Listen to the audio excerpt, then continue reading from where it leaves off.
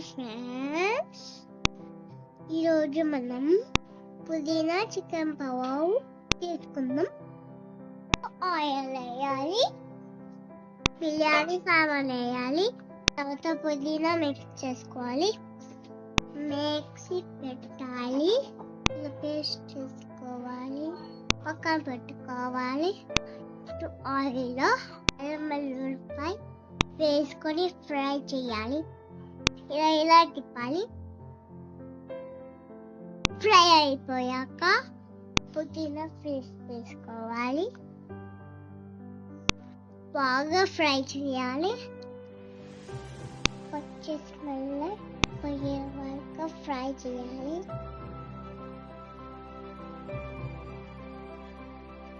ఇలా ఆయిల్ పుదీనా సెపరేట్ అయ్యాక ఆయిల్ యాడ్ చేసుకోవాలి.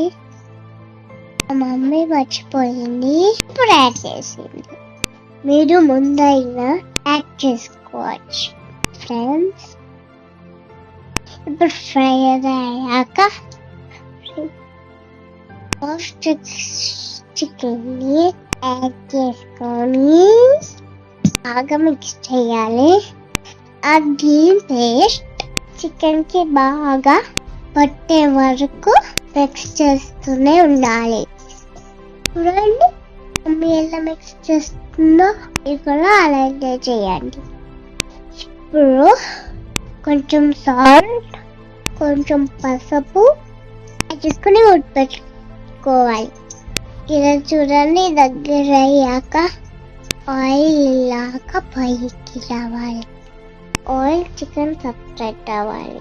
చూడు ఇలా బాగా కుక్ అయిందా. ఇప్పుడు ఇందులో కొంచెం కారం,